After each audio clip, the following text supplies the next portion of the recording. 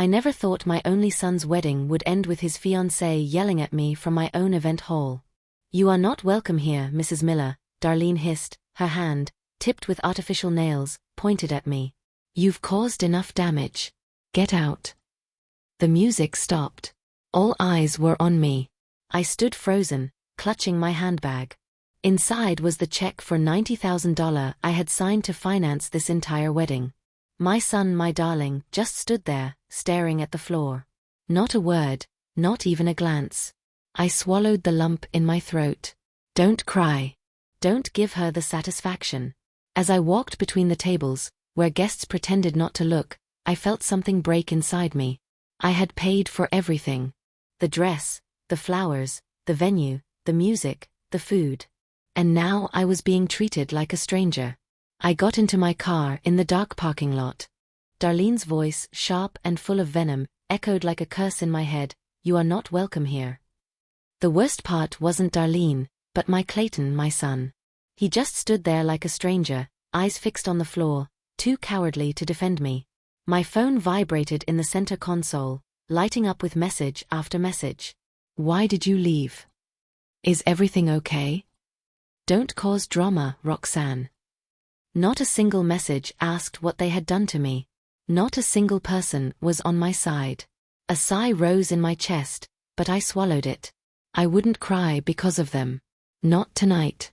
Instead, I let the anger grow within me, hardening, solid and cold as steel.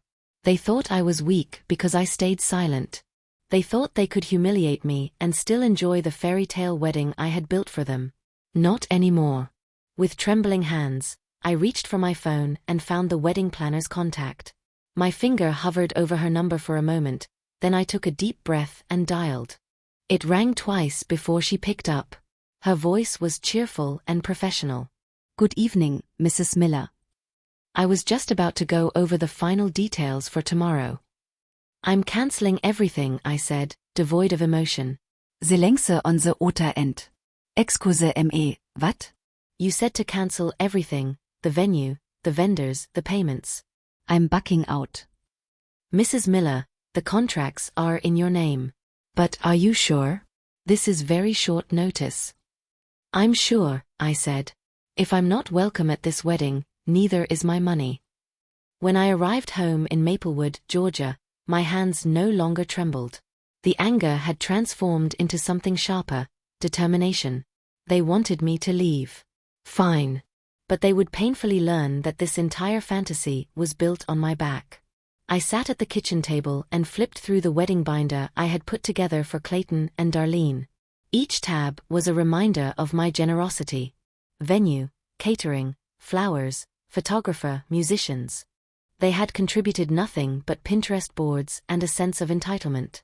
Every invoice, every contract, every signature belonged to me. I picked up the phone and started dialing. First, the event hall. "Good evening. This is Roxanne Miller. I am the contract holder for the wedding of Darlene Price and Clayton Miller tomorrow." "Yes, everything is prepared for. I am canceling with immediate effect." There was a long pause. "Mrs. Miller, are you sure? There's a significant cancellation fee." "That won't be necessary. I've paid the deposit and, according to the contract, I am within my rights." Then came a cautious reply. "Understood. We will process the cancellation." Click. Then the florist.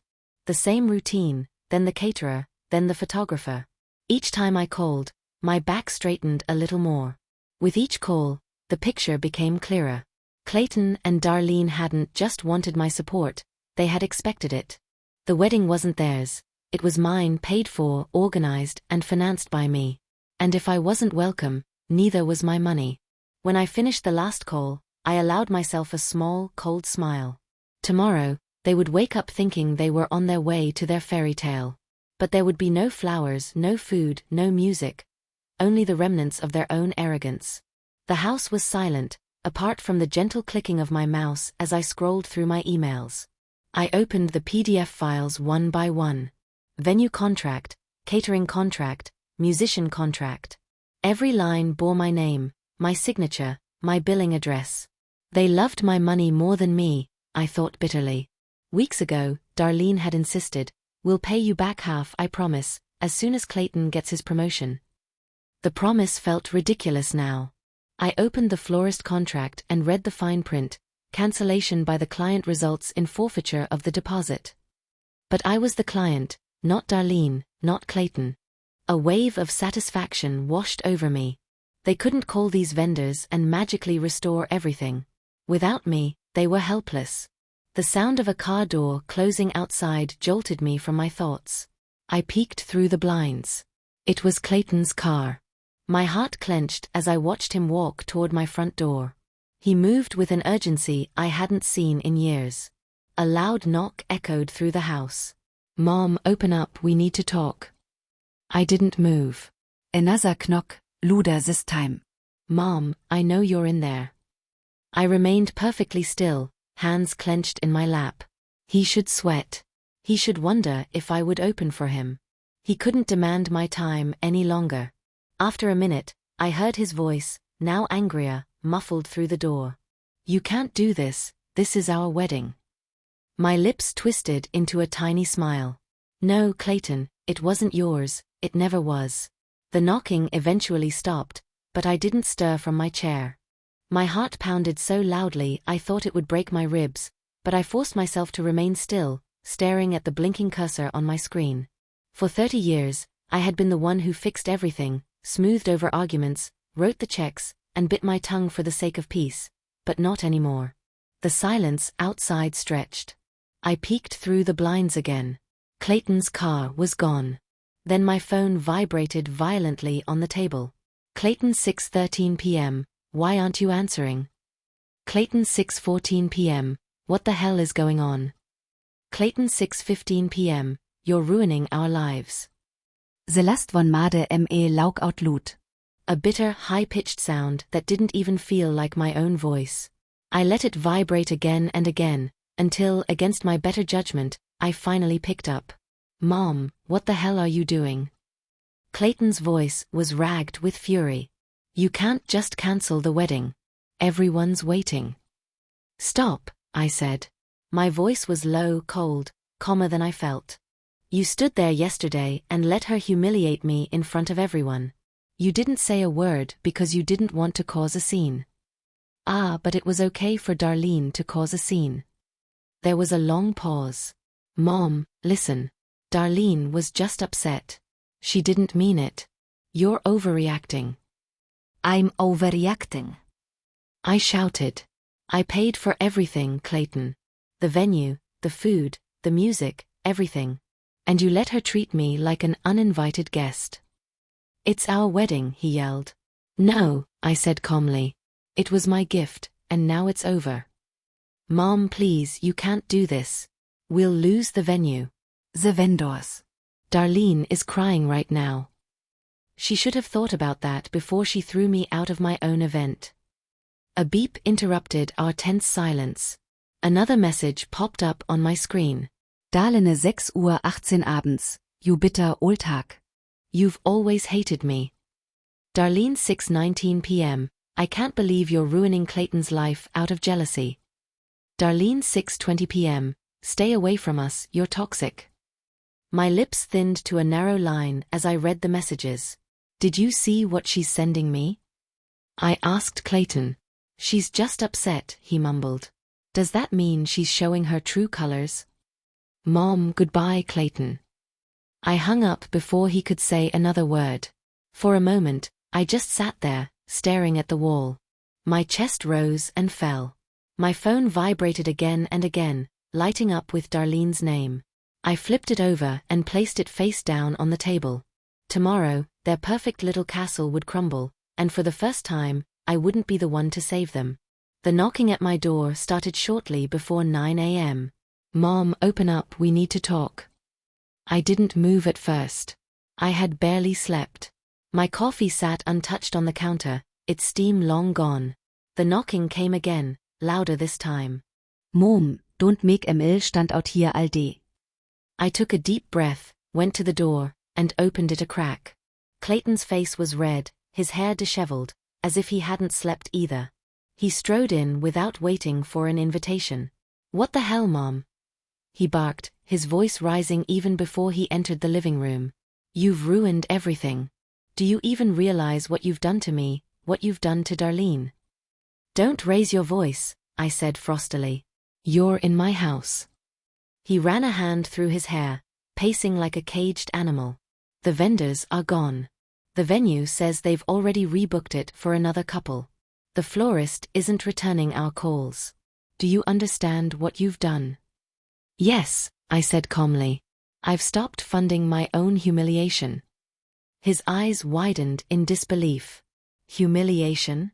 Darlene was upset. She didn't mean what she said. "Oh yes, she did," I yelled. "She stood there in front of everyone and told me to leave, and you let her." His jaw clenched. "You were trying not to make things worse. You stood there like a stranger, Clayton. You didn't defend me. You didn't even look at me." His voice dropped, turning cold. "You've always been like this. Controlling, selfish. That's why Dad left." The words hit me like a slap. My breath hitched, but instead of breaking down, I felt something harden inside me. "Selfish?" I repeated, my voice trembling with fury. "Do you know how much I've sacrificed for you? The countless checks I've written, the hours I've worked, the dreams I gave up so you could have yours." He flinched slightly, but his expression remained defiant. "You chose her over me," I said softly. "So let her pay for the wedding she wants." He stared at me, his mouth opening as if to protest, but no words came out. I walked to the door and opened it wide. "You should go." For a moment, he hesitated, then he stormed past me, slamming the door so hard the walls shook. I sank onto the sofa, my hands trembling. For the first time in years, I realized that Clayton wasn't the boy I had raised. He was a man I no longer recognized. Around noon, the calls started. First, it was my sister-in-law, Bonnie. "Roxanne," she began cautiously. "I just spoke to Clayton. He's devastated. You have to fix this." I stared at the phone, my lips pressed into a thin line. "Fix this? How exactly?" "Reverse the payments," she said softly. "They're young. They made a mistake. But this is their wedding. You don't want to ruin it." My hands clenched into fists. "I haven't ruined anything," I said quietly. "They ruined it the moment they treated me like a stranger." There was an awkward pause. "Roxanne, you've always been strong-willed. Maybe Darlene felt threatened by that." "Threatened? I paid for their entire fairy tale wedding." "Listen," Bonnie sighed, "I'm just saying don't let your pride get in the way of family. Be the bigger person." I ended the call without replying. 5 minutes later, the phone rang again. "Roxanne," I recognized the voice. "Ross, my ex-husband, Clayton's father." "Ross," I said emotionlessly. "Clayton called me," he said. "He's beside himself. I don't know what happened at the rehearsal, but canceling everything is too much." "Too much?" My voice rose, despite my efforts to remain calm. "Ross, where were you when Darlene threw me out in front of 50 people? Where were you when our son just stood there like a coward?" "Don't open old wounds," he said gruffly. "This isn't the time. Just let them have their day. Be the bigger person." "There it is again," I said bitterly. "Be the bigger person. That's code for keep paying and shut up. Roxanne, don't be so dramatic." "Goodbye, Ross." I hung up before he could finish talking. I looked at my reflection in the window. My face was pale and drawn. So that's what I was to them. Not family, but a walking ATM with a pulse. The realization didn't shock me as I expected. Instead, it settled into my bones, cold and heavy. They thought I was weak because I loved them, but they would soon learn that love has limits. I don't remember when the tears came or when they stopped. I only remember sitting in the dim light of my kitchen, a cup of cold tea in my hands, staring at the floor as the hours slipped through my fingers like sand. The pain came in waves, not just for Clayton and Darlene, but for the years I had bent, broken, and bled for people who now saw me as disposable. The phone vibrated again, this time a cousin. "Roxanne, don't destroy the family over a misunderstanding." I silenced it without answering. Somewhere between the sobbing and the silence, an image popped into my head. My own wedding day.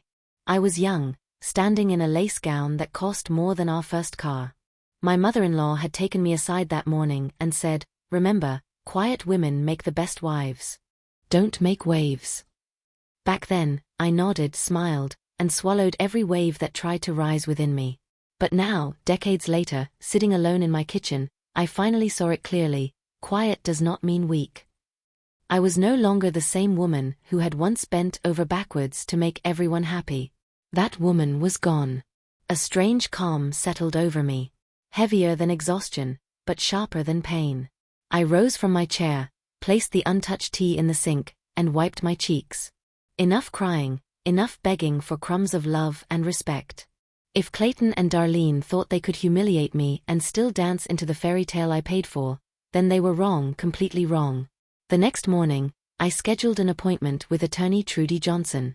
Trudy had been my lawyer for years, sharp, discreet, and unflappable. As I sat across from her in her sun-filled office, I felt the familiar lump tighten in my stomach. "Roxanne," she said kindly, folding her hands. "You look tired. Tell me what's going on." I told her everything. The rehearsal, Darlene's public humiliation, Clayton's silence, the wedding I had financed down to the last napkin, and how I had cancelled every single vendor. Trudy listened without interruption, her expression unreadable. When I finally stopped talking, she leaned back in her chair. "Let me be very clear," she said. "You have done absolutely nothing wrong. Every contract is in your name. Every payment came from your account. If they want this wedding, they have to pay for it themselves." I exhaled slowly. A small spark of relief broke through the anger. "But what if they try to sue me?" I asked, my voice softer than I intended. Trudy's lips thinned into a small smile. "On what grounds? They have nothing to stand on. And if they or their lawyer are foolish enough to send you a letter, forward it to me. I'll handle it." A loud knock at the office door made me jump. Trudy's assistant poked her head in. "Excuse me for interrupting, there's a man on the phone. He says it's urgent." "Clayton." I froze. Trudy raised an eyebrow. "Do you want to take it?" "No," I said quickly. "Not now." "Good," Trudy replied. "Let him sweat. You've spent enough time carrying him." For the first time in weeks, I felt something unfamiliar in my chest. Not anger, not pain. It was strength, a real, quiet strength. I nodded. "You're right." Trudy pushed a stack of papers across the desk. "I'll draft a formal letter to each vendor, confirming the cancellation and your sole legal authority. And if Clayton or Darlene show up here, they'll talk to me, not you." As I signed the papers, my hand no longer trembled. They could rage, they could scream. I was no longer their walking ATM. When I got home from Trudy's office, my phone was buzzing incessantly. At first, I ignored it, but then the notifications started coming in, dozens of them, from Facebook, Instagram, even from people I hadn't spoken to in years. My stomach dropped. I opened Facebook. The first thing I saw was Darlene's face. Eyes red and tear-streaked, her hair tied in a messy but perfect bun, clutching a tissue. The caption above her video read, "I never thought my future mother-in-law would destroy our wedding out of jealousy and vindictiveness. My heart is broken." I pressed play. "She cancelled everything," Darlene sobbed into the camera. "The venue, the flowers, the food.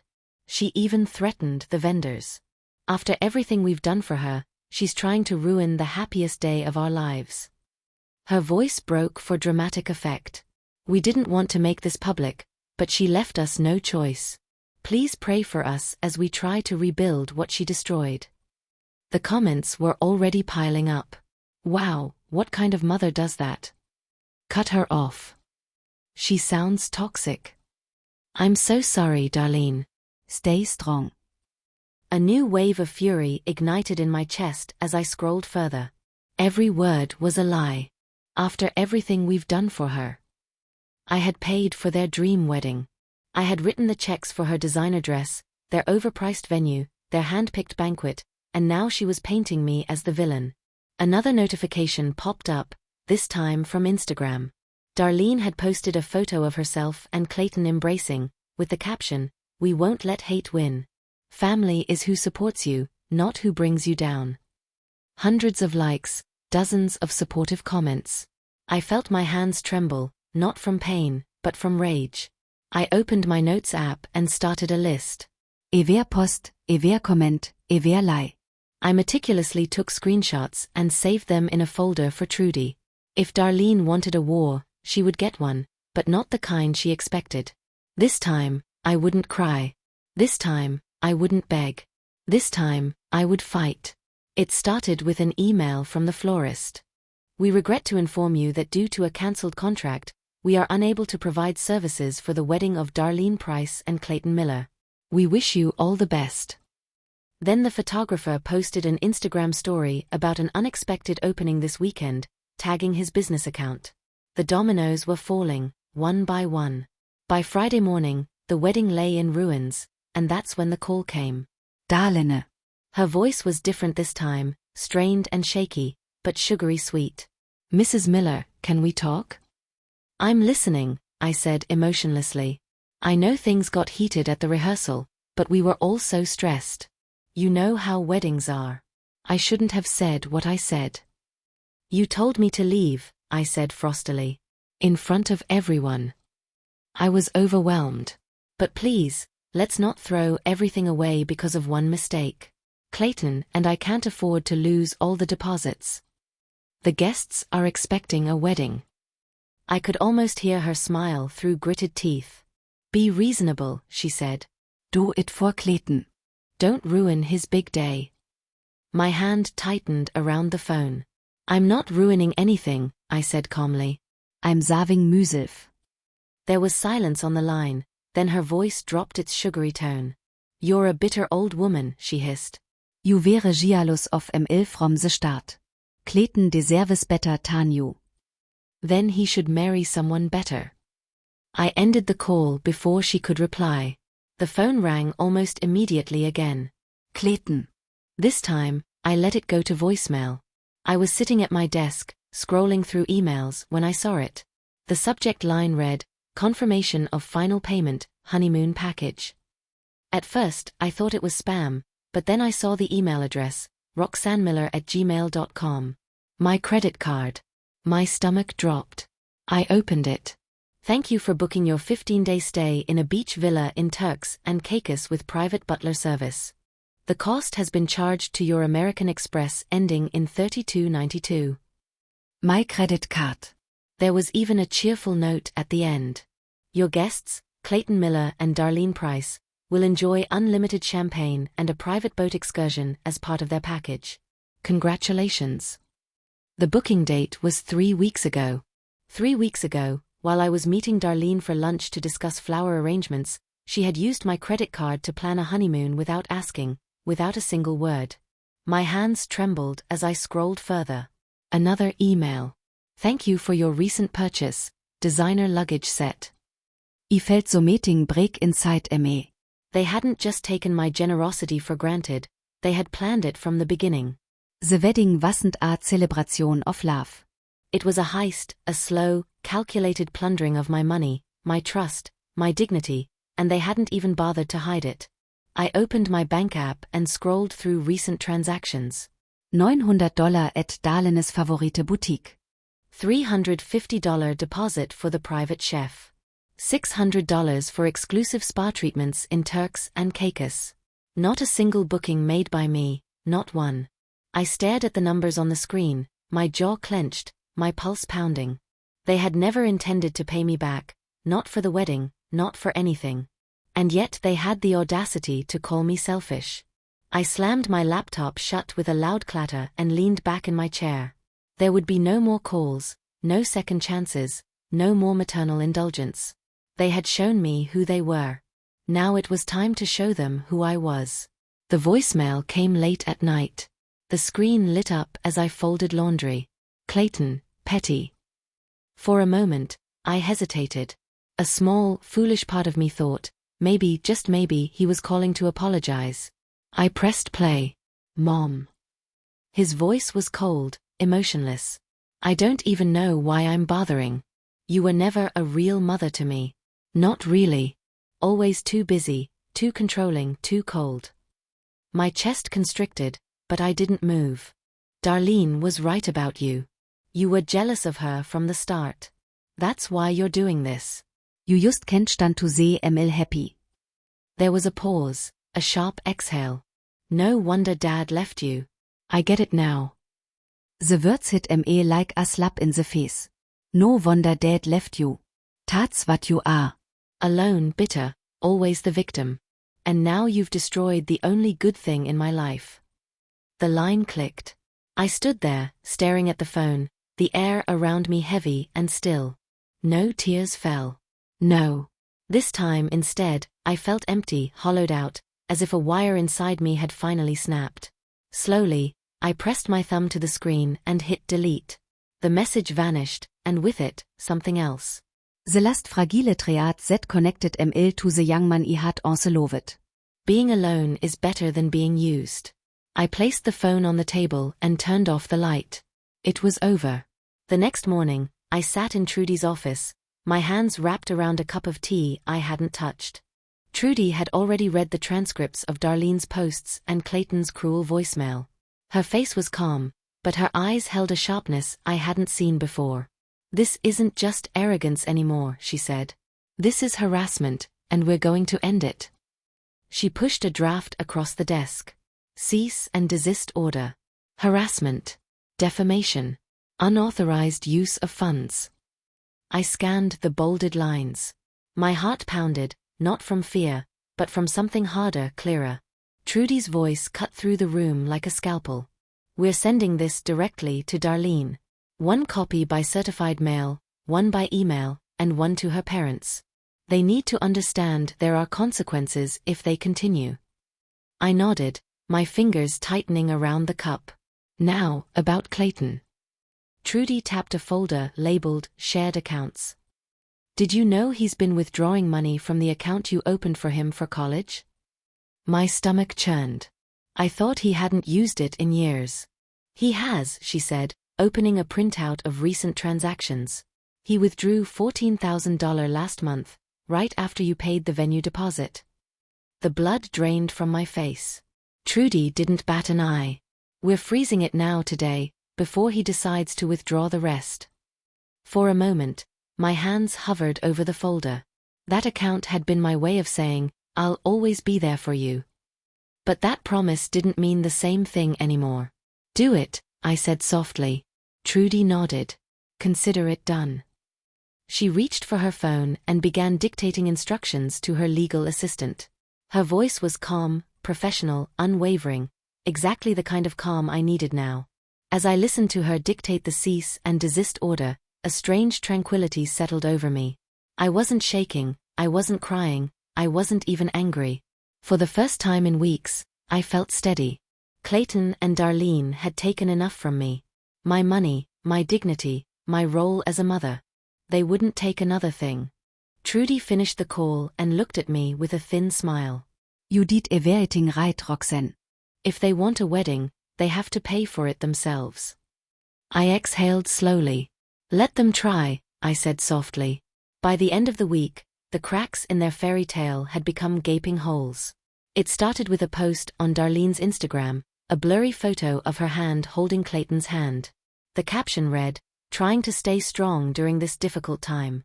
Please respect our privacy." The comments were a mix of pity and confusion. What happened? I thought the wedding was this weekend. Sending love. Stay strong, babe. 2 hours later, Bonnie, my sister-in-law, messaged me. Roxanne, really? Everyone's talking. I didn't reply. It was no longer my job to explain myself. The phone rang again, this time an unknown number. Against my better judgment, I answered. Roxanne. This is Lance Price, Darlene's father. His voice was strained, clipped, as if he was forcing each word through gritted teeth. I don't know what Darlene said to you at the rehearsal, but you can't ruin the entire wedding over a misunderstanding. I stayed silent, waiting for the real reason he was calling. He let out a sharp breath. Listen, if it's about money, I can't lie. We're in a tough financial spot right now, but I'm sure we can work something out if you reinstate the payments. There it was. I almost laughed. The same man who had been too proud to speak to me for months was now begging for help. No, I said. You'll just have to handle it yourselves. Do you know what you're doing to Darlene? He barked. The guests, the family's reputation. I ended the call mid-sentence. The next day, I received an email from the venue manager. Dear Mrs. Miller, as per your cancellation request, the wedding of Darlene Price and Clayton Miller has been removed from our calendar. Please note that the date has already been rebooked. Rebooked. Their dream wedding wasn't just cancelled, it now belonged to someone else. For a moment, I imagined Darlene scrolling through Pinterest, yelling at Clayton, while her parents sat helplessly on the sofa. But I felt no satisfaction. I felt nothing at all. The email came late Sunday evening. I almost didn't open it. The subject line alone made my stomach turn. Let's put this behind us. I opened it anyway. Mom, we've decided to forgive you for everything that's happened. I know emotions were running high and people said things they didn't mean. Darlene and I have talked about it, and we're willing to let you come to the wedding if you can behave and not make things awkward. This is our day, and we'd appreciate it if you didn't make it yours. Let's move forward as a family, Clayton. I stared at the screen, my mouth agape. Forgive me. A laugh broke from my throat before I could stop it. It started small, sharp, but it grew until I was holding my sides, trembling with bitter laughter. Forgive me, after I financed their fairy tale, after Darlene threw me out of the rehearsal like a servant, after Clayton stood by silently while I was humiliated in front of everyone, and they thought I needed forgiveness. I wiped a tear from the corner of my eye, not from sadness, but because I had laughed so hard. I clicked reply, and hovered my fingers over the keyboard, but I didn't type a single word. They didn't deserve an answer. Instead, I closed the laptop and pushed it aside. They could keep their little fantasy of control. I was done playing dumb. The wedding day still arrived. A glorious Saturday in June, just as Darlene had wanted. I woke to the sound of birds outside my hotel window. The scent of eucalyptus was in the air. The luxury resort had given me a suite with a private balcony and ocean view. Around noon, I lay on a lounge chair, my hair wrapped in a towel, a glass of cold champagne in my hand. A notification popped up on my phone. Today's the day. Can't wait to see you both at 2 p.m. A guest who obviously didn't know the fairy tale had broken. I took a sip of my champagne and smiled slightly. At exactly 2 p.m., I pictured the venue, now booked for another couple, filled with flowers and laughter that had nothing to do with Clayton or Darlene. The thought brought me no satisfaction, it brought me peace. For the first time in years, I felt light. The staff brought me a tray of fruit and refilled my glass. I picked up my phone, opened Instagram, and took a photo of the view. Endless blue sky, sunlight shimmering on the water, my champagne glass glinting in the corner. I wrote a short caption, "Best decision I ever made." No context, no names. But I knew they would see it and know exactly what I meant. By Monday morning, the rumors had become an uproar. It started with a single comment under Darlene's tearful Instagram post, "Didn't Roxanne pay for the entire wedding? This doesn't make sense." At first, Darlene's friends rushed to her defense. "Don't spread lies. You don't know the whole story. She's a toxic mother trying to ruin their happiness." But then another comment appeared, "My cousin works at the venue. Roxanne booked and paid for everything. Darlene and Clayton didn't pay a cent. The dam broke."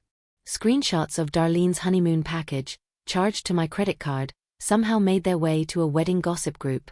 People were merciless. So they used her to pay for a wedding and a luxury vacation, then humiliated her? What kind of people are they? Imagine biting the hand that feeds you. They deserve each other, spoiled and entitled. Even some of Clayton's old college friends commented, "No wonder, he always let women walk all over him." I didn't comment, like or share anything, but I saved every screenshot. Later that afternoon, Bonnie, my sister-in-law, called. "Roxanne," she began cautiously. "I didn't know. I'm so sorry. We all thought Darlene was making it sound like you were trying to sabotage things for no reason. You believed her, I said calmly. I know, Bonnie sighed, but people are starting to see the truth now. I just wanted you to know. You're not alone anymore. I didn't answer. I didn't need their pity. What I needed, and finally had, was clarity. For years, I had allowed people to call the shots, believing it was my job to keep the peace. But peace bought through self-sacrifice is not peace, it is silence. And I was tired of being silent. By the end of the second week, the gossip had spread like wildfire. Darlene's Instagram account went silent. Clayton's profile picture disappeared. It started small with a mutual friend posting, "Maybe next time, don't bite the hand that feeds you." Then a cousin of Darlene's shared a critical tweet, "If you can't pay for your own wedding, don't yell at the person who is." People weren't whispering anymore, they were laughing. Screenshots of Darlene's posts were leaked to a wedding forum. Brides and strangers alike tore her apart. She ruined her own wedding because she's a spoiled brat. Sounds like she thought her mother-in-law was a sugar mama. The arrogance is unreal. Who throws out the person funding the entire event? Even vendors joined in. A florist posted anonymously, "We warned them their mother-in-law was the contract holder." She didn't care. She thought she was above consequences. I said not a word. I didn't defend myself. I didn't have to. The truth had a way of digging itself out. By the end of the month, Darlene and Clayton's guest list had vanished. Friends stopped returning their calls. Their dream wedding was the talk of the town, not as a celebration, but as a cautionary tale. And I sat on a balcony 2 states away, watching the sun set over the horizon with a glass of champagne in my hand. I posted a silent photo, my feet up, the ocean stretching endlessly before me. The caption was simple, "Happiness suits me better." I didn't check for likes or comments. I didn't care if Clayton saw it, or Darlene, or any of the relatives who once called me dramatic. This wasn't for them, it was for me. The next morning, my phone vibrated. Clayton. I stared at the screen for a long time before pressing decline. A message followed, "We can talk. We made mistakes." I turned my phone off and placed it face down on the table. For years, I had allowed people to drag me into their storms. Now, equals peace. And peace meant never stepping into their chaos again. They thought they could humiliate me and still live off my generosity. They were wrong. It wasn't their wallet. It was their wake-up call.